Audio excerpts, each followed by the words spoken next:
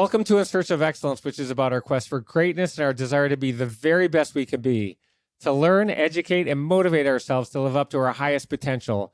It's about planning for excellence and how we achieve excellence through incredibly hard work, dedication, and perseverance. It's about believing in ourselves and the ability to overcome the many obstacles we all face on our way there.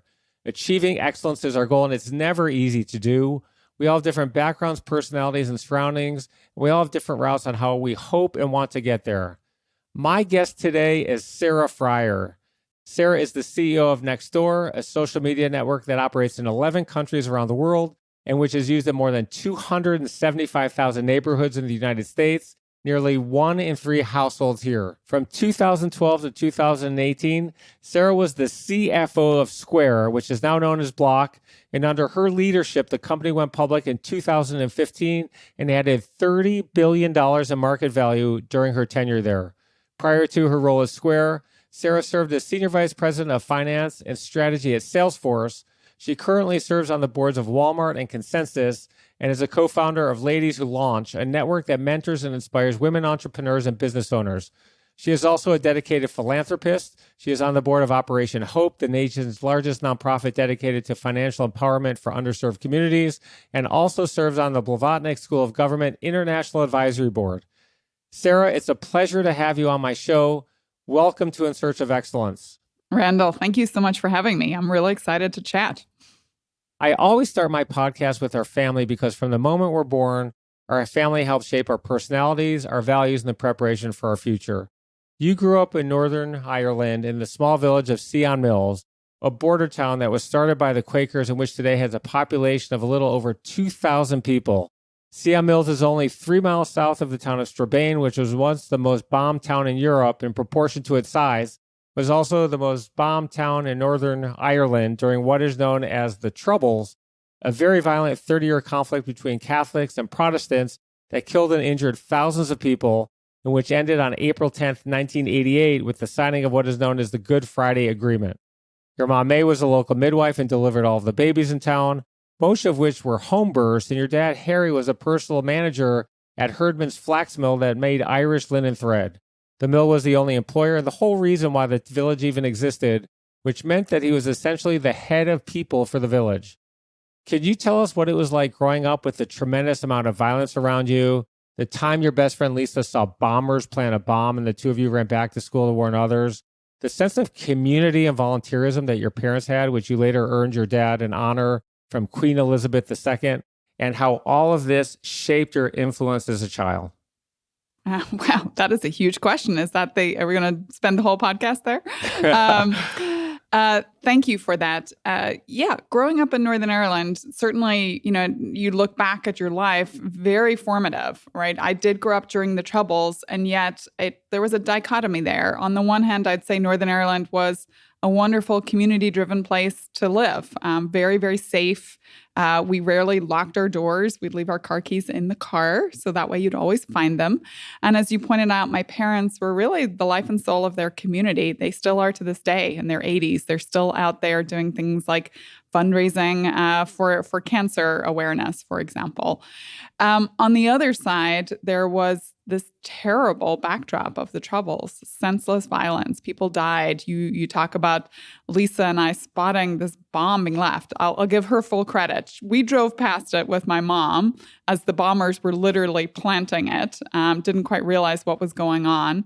She was the one who saw them jump out and get on the back of a motorbike and kind of steam off into the distance and had the wherewithal to start running. I think the bomber actually said to her, "Better go tell the police." And then both of us together were pounding on that school door to let people know there was danger. And so just learning to live in those two different mindsets was hard. And you realize, you look back on it, it's not something you'd ever want your own children to go through.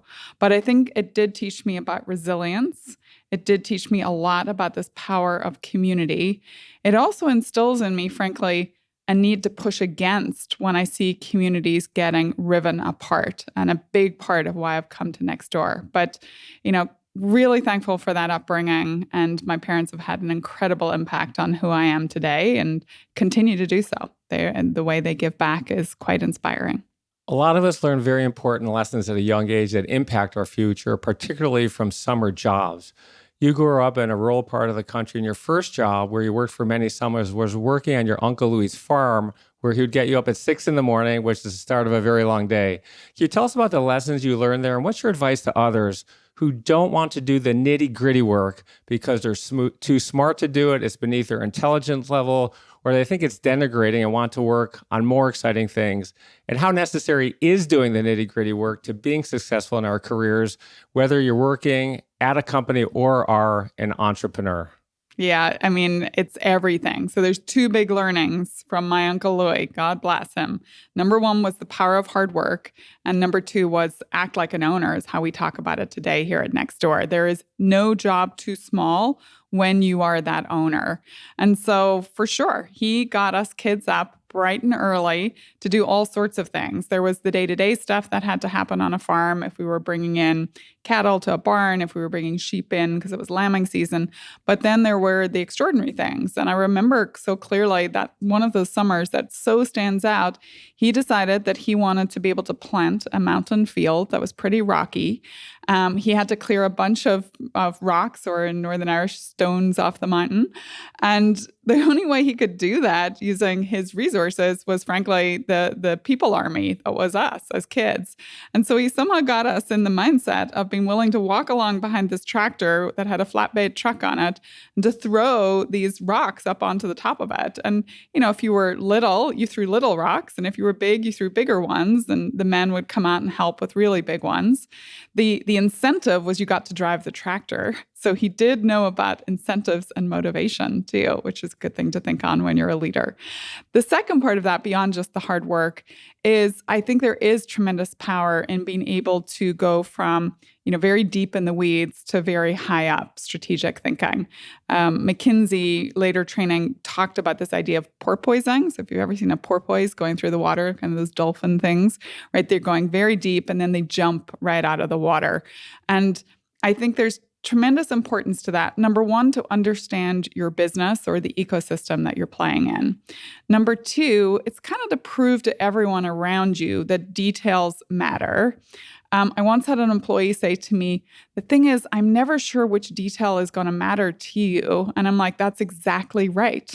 Because if you think they all matter to me and I may dig in on any of them, you will make sure the details are well taken care of. But I do think the confounding part of that as a leader can be spending too much time stuck in the weeds and not coming way up for breath and for elevation, because you are also really tasked with having strong peripheral vision. You're often the leader that's looking most outside the company, that's really clearly seeing what's being asked by customers, as well as understanding what's going on internally. And so you do have to strike that balance. I think it's one of the hardest things to do as a leader. People have a tendency to want to sit in either zone, either stuck in the weeds or so high they actually don't really understand what's happening. I think the great leaders find that balance of how to do both. Let's talk about education, which I think is one of the most important ingredients to our future success. You grew up in a family where education was highly valued and you were always the A-plus student. When people graduated high school in Scion Mills, most people got vocational degrees, but if you did go to college, the traditional path was to go into law or medicine, like your brother, who is now a doctor. Neither of your parents went to a university, and college wasn't something that they talked about. You wanted to go, regardless, to Oxford, which you thought was your one chance to make it out of Scion Mills. But there was a problem with that. You couldn't afford to go. Then one day you're sitting in your career room at school, which resembled a bread box. You read in a career magazine that the firm Arthur Andersen, which you had never heard of before, had a scholarship program where you would go and work for them for a year before you went to college. And as part of the scholarship, they also gave you a stipend where you could travel for 5 months. You applied, you got it, you worked there a year, and then you backpacked to Thailand, Malaysia, Hong Kong, Singapore, and Australia. When you applied to Oxford, you didn't think you were going to get in. Part of the application was the interview, and you were intimidated because most of the other kids had gone to private feeder schools and were very accomplished. They were also wearing the right kind of suits and looked the part. You didn't. You were wearing your church clothes. When you went to the interview, there were 3 old men sitting there, and they asked you to solve Boyle's Law, which for those of us who don't know is a statement in physics that says the volume of a gas at constant temperature varies inversely with the pressure exerted on it. Great trivia question. So you go to the blackboard and you proved out the theorem. When you look down, you realize you had chalk all over your church clothes. Then you thought they weren't going to let you in, but they did, and you got the scholarship. Can you tell us about playing with Legos as a kid, taking apart the family radio and fixing the Hoover vacuums and the machinery on your Uncle Louie's farm, and how this led to your major in college? And what's your advice about classes students should take if they're like most college students and don't know what they want to do when they get out of school? Yeah. Okay. I'm blushing at parts of that because it always brings me back to the sheer horror of realizing I'm in the correct clothing. I'm not in the correct clothing. And I mean, you're right. There's so much in that question. I didn't come from a family that had gone to university. So, I think number one, there's a lot of learning about, you have to find within yourself the push often. It's not going to come, pre-prescribed or packaged for you, even from the people who love you the dearest. And in fact, sometimes they can be the impediment. As I've already said, my parents are a huge, influence on who I am today, but they also were risk averse in this. They did not want me particularly to leave Northern Ireland. They weren't totally, they kind of thought I should go to university, but I wouldn't say it was like the be all and end all for them. So I had to find self-motivation, first of all. Second, curiosity. So you kind of led back to, things I loved to do as a child. I was always taking things apart and I loved to put them back together again. And I think that natural curiosity about the world around me got me thinking much more about subjects like engineering. So not the kind of tried and true route that every other kind of kid around me felt like they were taking. And then I think this third part is finding, even in your moments of fear, despair, like not feeling like you fit in, you have to find your resilience moment and the place that you're going to find optimism and passion from. So for sure, right, that first interview at Oxford was hard. That interview with Arthur Andersen to get the scholarship was hard. But I managed to find common ground, whether it was with the people I was meeting, the place that I was in. I just managed to find those moments of common ground that made it feel doable. I'll give you an example, right? When I was going to Arthur Andersen, again, I didn't really know what an accounting firm did at all, but the woman who was in charge of the program who interviewed me, we found a common bond, frankly, in our kind of Irish roots that made me feel more comfortable, but also made me feel like I could find some belonging there. So I would say to anyone listening, you got to find within yourself that kind of resilience, and it's not going to come from, up above and suddenly descend upon you. It is kind of really self-taught, and you need to be explicit about it. And that can come from things like, digging in on sports. I played the piano growing up, like things that you really have to strive at that don't just come easily. Second thing is being naturally curious. I wouldn't expect that most people listening, if they're thinking about college right now, would know exactly what they want to do with the rest of their life. In fact, most jobs that you're going to do probably don't exist today, right? That's the beauty of how fast our world is changing. But stay curious and stay broad. I see far too many people wanting to become experts like when they're 22. And then I think this third thing is common ground. I'm probably going to come back to it later in this podcast because it's a huge underpinning of community and neighborhood, is that even when we disagree with people, finding common ground can be an incredible unlock to building up social capital that allows you to get things done in the world, even when you don't necessarily agree with everything that person stands for. In your third year at Oxford, you were looking for an internship. You could have worked at British Gas or British Coal or another company in the UK, but a friend of a friend mentioned a company named Ashanti Gold that was based in Ghana, which you thought sounded interesting because you wanted to get out and see the world.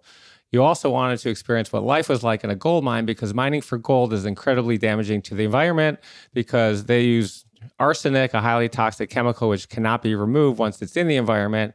And you wanted to see if there were ways to minimize its use through a process called BIOX, which would extract gold out of sulfide ores, which would be much better for the environment. Can you tell us about being the only woman there, how you had to make tea for the men, how your experiences there led you to change your major, and what's your advice to women of any age who are treated any differently than men at work, or who are working in a sexist environment but need the job because they need to put food on the table and don't want to rock the boat? And separate from that is what we learn outside of the classroom as important or more important than what we learn inside of the classroom. Going back to those words that I used, first of all, finding what creates resilience within you, right? A lot of that comes from what you're passionate about. And, I've always had the Irish wanderlust. I love to travel. I got the first peep at it when I did that Arthur Andersen scholarship and they allowed me to head off to Asia. So I was 18, 19 with a backpack on my back, sometimes by myself, sometimes traveling in a group or with another individual, but, pretty young, frankly, to be set free around Asia before cell phones. There was no way to contact home. I recognized that passion. And so when it came to getting that internship, I wanted to weave in travel. And I always say this, like, I love travel. I didn't become like a airline pilot or whatever, but I've always tried to find a way where travel is an inherent part of the job that I do because it gives me kind of the passion and the excitement to keep doing the job. Second thing was curiosity. So it wasn't normal to go off and work on a gold mine in Ghana. I was incredibly lucky to find an internship that would take me on to do that. But I was incredibly curious about the world. And, the latter part where you ask about what you learn, in the world versus what you learn academically, that was like a microcosm of that because I had clearly read textbooks on how things like metals, my degree was in metallurgy, but really material science, but how metals came out of the ground and got processed. I had done lab processes to see how different metals would react in lab settings, but to go to an actual working mine at scale, Ashanti Gold is very big, and see just the scale of the operation to understand, like when you read about environmental pollution in a book, it's very different from when you see it in action, when you see water in streams that is polluted, for example, or you see these huge tailings dams that at any moment could literally mudslide down and wipe out whole villages, for example. And so being able to kind of see in real life, not just what you read in a book or experience virtually, incredibly important. So everyone listening, right, we're moving to a world that is increasingly virtual. We were talking about the metaverse, but please don't lose the in real life physicality of actually seeing something happen, whether it's in an educational setting, a work setting, a personal setting. And then on the being in a tough environment where you don't have a lot of belonging, advice there, again, it comes back to what's going to keep you resilient. Figure that out at an early age and keep coming back to it, right? So for me, I am a bit of an eternal optimist, but it's waking up every day and being thoughtful about, what am I going to learn this day? What am I going to push myself on? Finding people with common ground to you, right? Again, that setting, there wasn't a lot of common ground, but what I did find is while there weren't a lot of white women working in that environment, in fact, I think I might have been the only one, there were a lot of Ghanaian women. They did different jobs, but just finding their support and their community was a way to kind of start to fit in a little bit more. And then I think the final part of it was also I had to learn the moment to stand up for myself and the moments when sometimes it's easier to kind of save yourself for the battle that's worth fighting. Did I love being asked to make tea? Definitely not. And so I would really try to find a way to maybe go do the thing that needed to get done, back to like acting like an owner. Sometimes even the most trivial task needs someone to do it, no matter who you are. But also to kind of show my value and to push. Like there was a moment where they didn't want me going underground because it was deemed not safe, particularly for the girl on the mine. I'll use that word because I was a woman, not a girl, but that's what I was called. And I really pushed so hard they couldn't say no because I realized that was the most important thing in that moment to be successful. So I figured out what was the most important thing to push on and probably allowed some of the other things to keep happening in some ways to kind of create balance and allow for some acceptance rather than just digging in my heels and saying no to everything that didn't kind of fit my particular worldview at that moment. Do you have any specific advice to women today who are working in a sexist environment? What should they do? Should they stay on the job and go somewhere else? What's your best advice to them? It depends a little on your situation. I don't think there's a single solve for everything. What I've been working on with a lot of the women, even within my company right now, which I certainly hope is not a sexist environment, is number one, women often there's a set of traits being very kind of gender stereotypical. But one is women often have a view of like expecting others to recognize good work just serendipitously. No, I want you to really think about what are you working on and why is it important to the business? What's the impact you're having? Create your elevator pitch and make sure you are telling it everywhere you go. That's number one, because in the end, all these isms tend to go away if you're mission critical to the business. Second thing is think about your brand. How do you want to show up? It's harder for people to go put you in a box, again, of isms, like the woman that can't go down the mine. If you're building a brand that says, no, that's not who I am. It's not what I stand for. I'll often jokingly say something like, I've never met a number I didn't like. It's my kind of backward way of kind of saying, I am a hardcore numbers person. And if you're going to come bring me anything, you better bring me data alongside it. But, I do it in a more jokey way. It's a little bit more approachable. And then I think the third trait that I've been working on them with is this idea of connecting your network. So again, women are very good at building networks and building connections. That's how I found that route to, an internship in Ghana. But they often feel like they can't leverage the network. They need to do something before they can ask something in return. Men, I think, have a much more long-term view of their networks where they understand it will be give and take over a long period of time, but they often have no problem asking for something long before they're willing to give or able to give. And so I'm just trying to change the talk track in women's heads that you don't always have to be the giver first to then receive. Just think about a network as something that over time is going to accrue benefit to both. And I'm really talking about your professional networks here, where there's much more extrinsic need to do it because it's going to further your career, the business that you're working in some ways, very explicitly. After graduating at Oxford, you went to work at McKinsey, which many consider to be the most prestigious consulting firm in the world. You started in London as a business analyst, and 3 months after that, they sent you to Johannesburg, South Africa, where you worked in a mine again, this time in a town called Secunda. It was 1996, a cool time to be there in South Africa because it was just coming out of apartheid. Nelson Mandela had become president 2 years before on May 10th, 1994, and the whole country had an amazing feeling of hopefulness. You worked at McKinsey for 2 years, but you couldn't be promoted unless you had an MBA. But if you wanted to get one, they would pay for it. Everyone else was doing it, so you did too. You applied to Stanford, got into Stanford, and graduated as an R.J. Miller Scholar, a distinction that's awarded to the top 10% of your class. While you were there, you realized you didn't want to go back to McKinsey. You're a doer, and you didn't like handing things over to people to do them for you. And when you graduated, the dean of the business school was irate with you that you didn't go to work in a startup. He said you had a natural curiosity and were a builder, and that was where your home should be. Instead, you went to work as an equity research analyst at Goldman Sachs, doing what you later in your career have described as making recommendations that made rich people richer. You chose Goldman over working at a startup for two reasons. You were broke and didn't have any money, and Goldman paid a lot of money. You had to pay McKinsey back the money they spent on your Stanford tuition because you didn't go to work there after you graduated.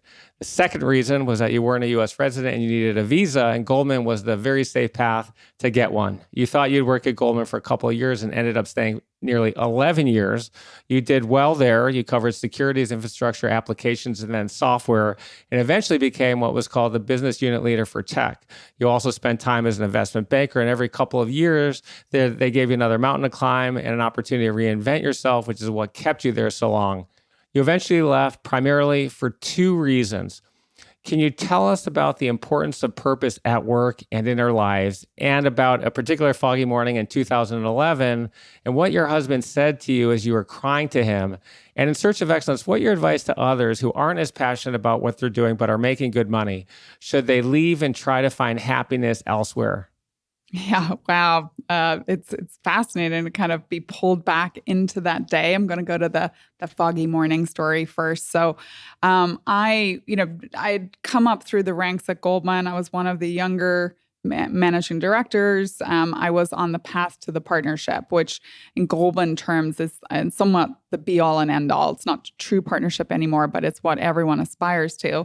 And you do get in your head, like you get inside organizations and you can get very kind of blinkered, like you're on a track. And so I was up for that promotion. I thought I'd done everything, quote unquote, right. This is you're talking about the perfection A student here, right? It checked all the boxes. And not only I was doing well from a business standpoint, I was clearly helping the firm grow, but I was also in charge, I was working on diversity and bringing more women in, and I was leading in San Francisco. Check, check, check, check, check. And when I got the call that morning that said, this is not your year. And in fact, the partner lift is every 2 years. So this is not you're going to have to wait 2 years minimum. I just remember being so devastated. And I called my husband. It was super early because we both worked market hours. So it was before 6:30 in the morning. And, first of all, he said, just walk downstairs. Don't cry. Don't let them see you cry. Right? Which I don't know if that's great advice. Today, I'm more willing to be vulnerable. But then he was like, just, walk out of the building. I'll come meet you. And we walked around that building. I am Northern Irish, so I won't repeat in full Technicolor everything I said, because let's just say we Northern Irish know how to swear. But I was super upset. And he said these magical words. He said, they just set you free. And I was like, what are you talking about? And he said, they've set you free. You can, if you want, double down. If you want to go back after this, and this is the most important thing to you, I'll support you. But he kind of opened the door to this much bigger conversation about passion and what I was passionate about. And he reminded me of like a few weeks before, I'd come home from work so excited because the woman who worked for me had gotten her promotion. And it's something we had been working on for a couple of years. She'd missed the first couple of cycles. And he said, I have not seen you that excited about your job in maybe years. He's like, I don't know if I've ever seen you that excited about a stock call. And it was like, it really like stuck in my head of like, you're right. I'm actually not passionate at all about calling stock movements. I love people. I love technology. I'm so curious about that. I love when I feel like I'm building something up, like as the business unit leader for the group, there was a lot of kind of building of the group, but I wasn't super passionate about like the day-to-day mechanics, potentially the most important thing of why I was doing my job. And so today I can now articulate it in a great framework called Ikigai, 4 overlapping circles. So finding the place of like what you're good at, what you're passionate about, what the world needs, and then what you can get paid for, right? Without the fourth, it's a hobby. If you can find yourself in the center of those 4 circles, then you're in a flow, a moment of flow. And it has a Japanese name. It was discovered in these blue zones. People live not quite forever, but until they're quite old. And a lot of it is around this discovery that when you're in flow, you're not facing a lot of the stress of day to day because everything's just kind of working.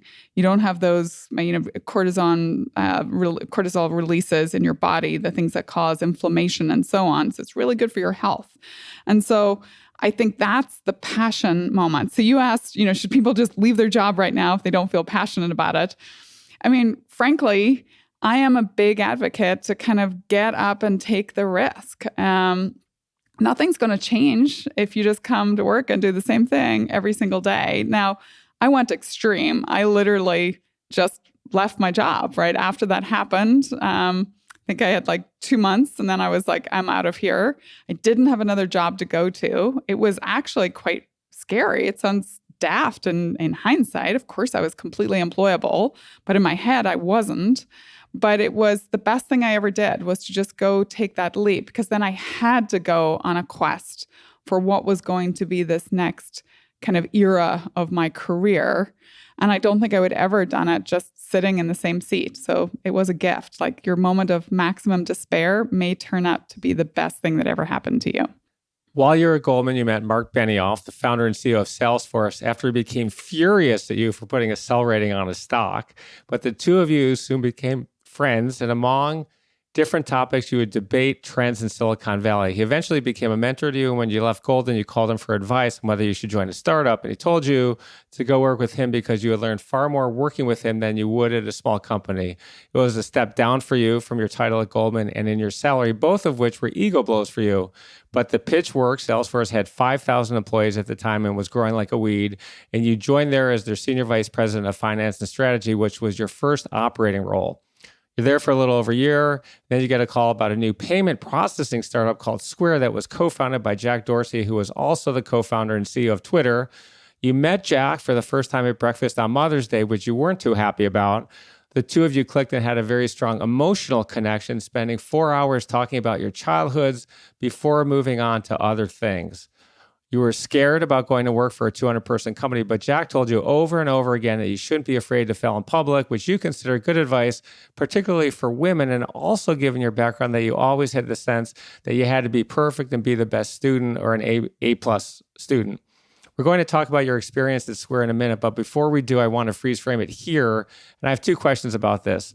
First, is it true that you build stronger companies and have stronger people around you when you search for that emotional connection? And in search of excellence, is fear of failure necessary on our path to success?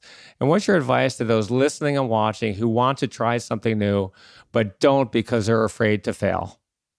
Great questions. On the fear of failure, I don't think you can be successful without having some inherent, intrinsic kind of fear of failure or something that's driving you, right? I think I would be spinning you a wrong bill of goods right now if I told you, don't worry, you can aspire to the dizziest of heights and you'll never have a moment of fear. It's just not true. I actually think fear is an incredibly strong motivator too.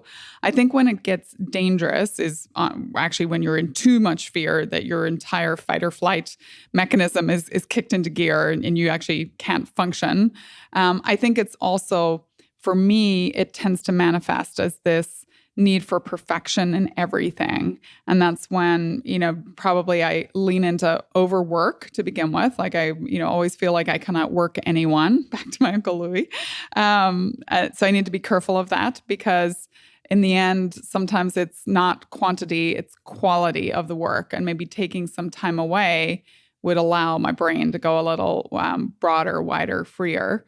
I think it's also can manifest in when you are afraid of failure in public, which is what Jack was pressing me on. You're just inherently going to be a little bit more risk averse. And I think to really build big things, you have to lean into that risk taking. We'd often refer to it, or I'd refer to it as educated risks, right? You shouldn't just take a risk for the sake of a risk.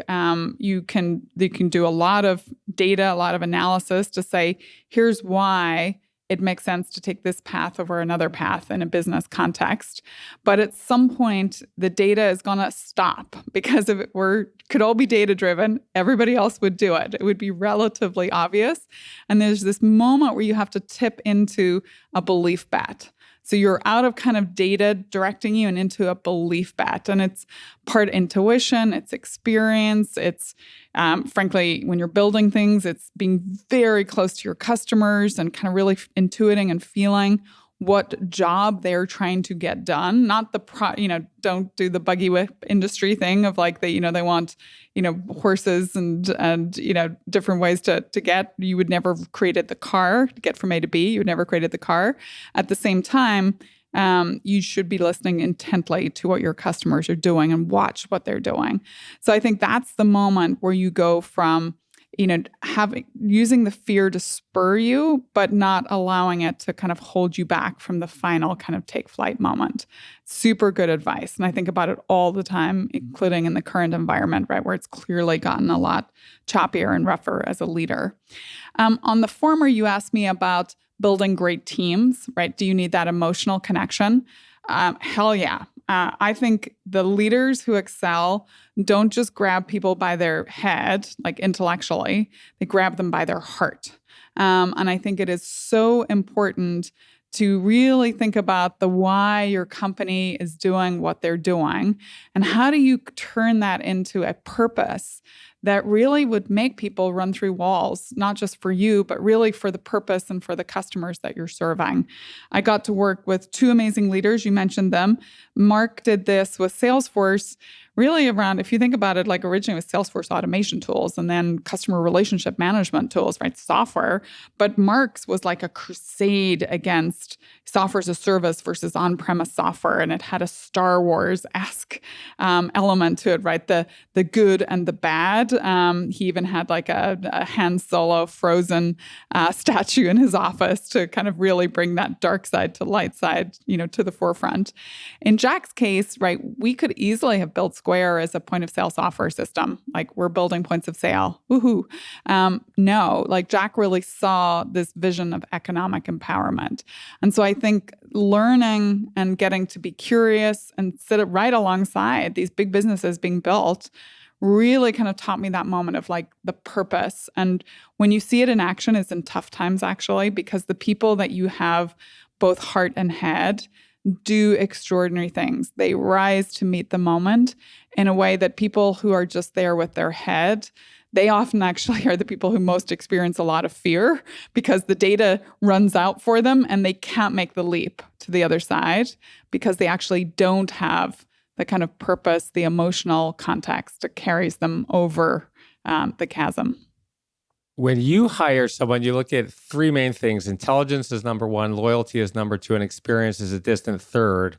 When Mark hired you at Salesforce, you had taken a chance on you and you felt deeply loyal to him. When you got the call to interview at Square, it was a hard choice for you even to take a meeting with them. But it was a unique moment in time, and Square was a different kind of opportunity. When the call came in, your husband told you that if you didn't call them back, he was going to call them back for you. You were offered the position, and on June 14, 2012, you joined Square as their CFO. It was a great choice for you, both from an experience perspective and also from a financial perspective. From the date of Square's IPO on November 19, 2015, until just before you announced you were leaving to be the CEO of Nextdoor, Square stock increased 10x, and the company had gained more than $30 billion in value. And the day Square announced you were leaving, its stock dropped 10% of value, billions of dollars in value gone. One of the themes of your career has been the risks, as we talked about, you have taken, starting with going to work in gold mines in Ghana when you were 18 or 19 years old. What's your advice to others specifically about taking risks in their career, whether they're working at a company, are thinking about starting a company, or have already started a company? Should they take risks earlier in their careers when they don't have responsibilities like family to support and spend time with? And when you left Square, did you have a plan B if things didn't work out? And should others also think about having a plan B if their risks don't pan out? So hell yeah on taking the risk. Absolutely. So as a little litmus test for anyone listening, I often think about adrenaline rushes. Am I getting an adrenaline rush every single day? My brother's a doctor and he always reminds me that when you're right on the table and maybe time to leave the planet, the thing they shoot into you is adrenaline. So, not to be extreme about it, but I actually think you should test yourself to say, how much do I feel adrenaline in my work situation every day or every week? If you're just comfortable, maybe that's okay for you. For some people, comfortable is okay. But if you are striving and you are in search of excellence, you must be taking risks very, very frequently. Now, when you're a junior in your career, what can that look like? First of all, I think it's not getting stuck or pigeonholed into one particular area, right? I've joined the marketing team, therefore I'm going to be a marketer for the rest of my life. Or I've joined the finance team, I'm only going to be a finance person. I'm a coder, right? I'm, in tech, I'm only an engineer. I do software engineering. No, like companies are these beautiful, big organic structures. There's always gaps unfolding. And when you have that owner mindset, you see them. And I think those are moments when you can put your hand up and say, I want to learn a new skill. Let's go take another tour of duty somewhere else across the company. Business school was a moment to go back and do that a little bit more academically. But frankly, I think you can create your own MBA, your own business school experience, just moving around the environment that you're in. And those for me were always moments when I both got a massive adrenaline rush, but also really learned the most. Like if you were kind of graphing my learning, there were always those moments where I made a shift into a new environment. So, for example, you mentioned at McKinsey, when I first joined, I did my first study based out of the UK, but I had this opportunity suddenly to go to South Africa. It drew on a place I had a little bit of expertise, but it also threw me into a completely new environment. And for sure, it was scary as hell for the first probably a couple of months, probably the first 6 months. Similarly, if you look at my career, right, it is a lot of zigzags. It's more of a lattice than it is a straight up. And that's very on purpose because I think I get good at pattern recognition. You see a lot of the same kind of issues crop up in very, very different circumstances, maybe around different areas of expertise, but they have a similar pattern to it. And I think it's really good to think about problem solving using patterns that you've seen elsewhere. There's a book by David Epstein called Range that I always recommend to anyone who comes to me for mentorship. The second part of your question was, I'm forgetting now. Plan B. If it doesn't work out, should you have a plan B? Oh my goodness. Honestly, I just don't know if you have time in life for a plan B because you should just be so all in on making plan A work. Now, if plan A doesn't work and you start to have to pivot, that's a good time to start contemplating plan B, like what could it be? But I think going into a situation with a plan B already in mind, in some ways, I think might actually make you naturally unsuccessful because you don't have the adrenaline rush of having to make it work. I often joke, life is not an A/B test. So the good news is, what if I had stayed at Square and I was still now at Square 4 years on? Or what if I had never moved, I'd gone back to McKinsey, right? I actually, it's joyous to not have to know. And I love where I'm at. Therefore, I don't look back with regret. So I don't think you can get caught up in your head in a plan B. Now, what I will say is a lot of people somehow think that if they go to the thing and it's not successful, they have become less successful. And I would actually advise you to think the opposite. Number one, by going to do something different, you have now incremented your value in the world, frankly. You have more experience, you have more diversity of experience. When times are tough, you learn far more than when times are good. Times are good, you fool yourself into thinking you're really good. Times are bad, you actually really see who is good and if you are good. I used to get it a lot actually from people on Wall Street who'd come and say, oh, I really want to go to a company. I really want to do this thing, but I don't know if it's going to work. And, I feel like I'm well paid over here. And I always say to them, why don't you go do it? Like, do you think you would be a better investment banker, a better research analyst, right? You name the position in a financial company if you had operating experience. And they always say, yes. Of course you would be.